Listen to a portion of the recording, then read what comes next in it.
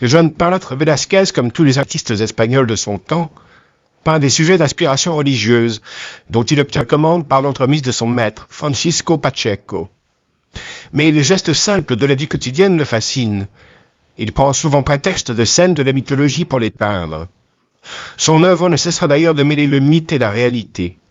En 1623, la carrière de Velázquez prend un tournant décisif. Un seul portrait de Philippe IV, peint à l'âge de 24 ans, fait de lui le peintre du roi. Désormais peintre officiel à la cour, il consacrera 37 années de sa vie à portraiturer les grands du royaume, enfants, ministres et familiers du roi. Philippe IV aime les fêtes, la comédie et les femmes. Il s'entoure d'hommes de plaisir, poètes, artistes, mais aussi bouffons, idiots et nains. Velázquez, fasciné par cet étrange cortège, se fera le peintre des divertissements de la cour.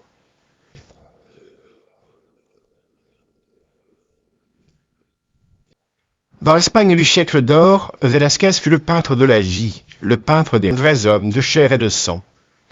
Il fit carrière à la cour de Philippe IV, mais peignit les humbles et les disgraciés avec la même tendresse généreuse et clairvoyante que les grands du royaume. Son sens de l'observation et la précision de son trait l'ont classé parmi les peintres naturalistes ou réalistes. Pourtant, ce sont les tourments de l'âme qu'il cherche, sous l'apparence. Il fut jalousé, parfois critiqué en son temps, malgré l'admiration et le soutien fidèle de Philippe IV. Il fallut attendre le XIXe siècle pour que son génie soit enfin reconnu. Les impressionnistes, admirant son éblouissante palette et sa touche légère et vibrante, s'en inspireront. Et le XXe siècle verra en lui l'annonciateur de la peinture moderne.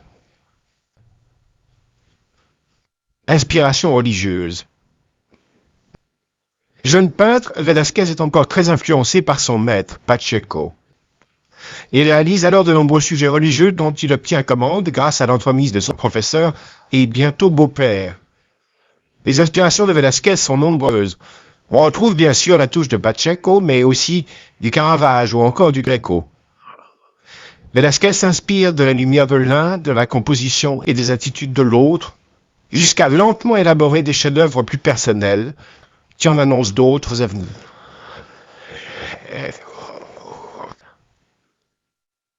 Mythe et réalité.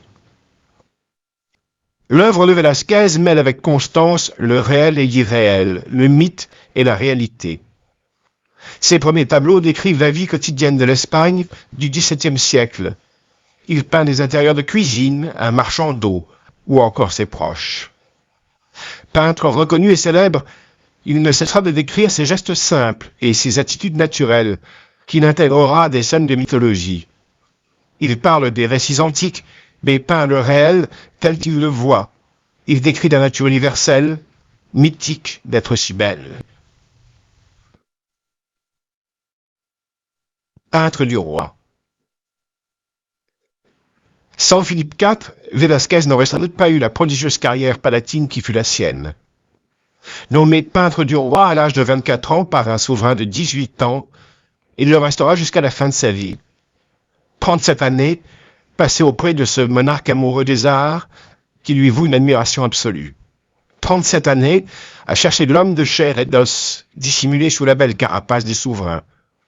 Merveilleux portrait d'un Philippe IV intime en costume de chasseur ou d'un roi à cheval.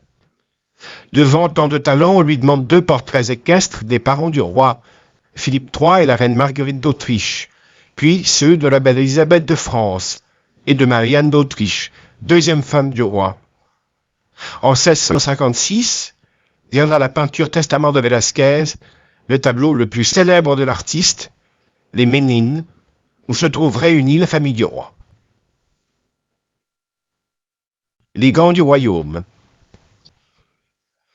Au cours de sa longue carrière palatine, Velázquez a peint tous les grands d'Espagne, à commencer par les membres de la famille royale. Le frère de Philippe IV, l'enfant Don Carlos et sa sœur Marie d'Autriche, reine de Hongrie, mais surtout les enfants de Philippe IV, ses héritiers dont les portraits sont envoyés aux cours d'Europe dans l'espoir d'y sceller des mariages. La jolie infante Marguerite, tendre petite fille de 2 ans, puis petite princesse de 10 ans, engoncée dans sa robe à panier. Le petit prince Philippe prospère, posant dans une chambre du palais avec son petit chien blanc. Le prince Balthazar Carlos, en tenue de général, fièrement campé sur son cheval ou en costume de chasse, entouré de ses deux chiens. Dépassant le cercle familial, Velázquez peint le portrait du premier ministre du roi, le tout-puissant comte duc d'Olivares, qui fut aussi le premier protecteur du peintre. Et pour le palais royal du Buen Retiro, il brosse les lances, célèbre tableau mettant en scène les protagonistes d'un haut fait de l'histoire espagnole. Divertissement de la cour. La cour d'Espagne mène grand train. Chasse, comédie, fête, le roi aime les plaisirs.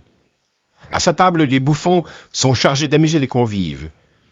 Velázquez est fasciné par ce monde de nains, d'idiots et de fous réunis autour des grands de la terre. Il fera d'eux des portraits d'une magnifique humanité. Il met le même amour à peindre le féroce Barberousse ou le touchant Lescano qu'à camper les grands d'Espagne. Le roi aime aussi s'entourer de poètes comme Francisco de Quevedo ou Don Luis de Góngora et d'artistes comme le sculpteur Juan Martínez Montañez, dont Velázquez, fasciné par le processus créatif, se plaît à peindre le portrait.